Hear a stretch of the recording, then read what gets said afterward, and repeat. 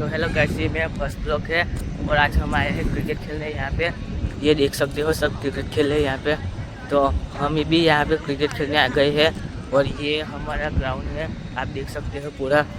ये सब हमारा ग्राउंड है, हम सब ने बनाया ये ग्राउंड। और ये पीछे है लेकिन हम यहाँ पे खेल रहे हैं। और ये मेरा पहला ब्लॉग है, तो सबको वेलकम है माय न्यू ब्लॉग में।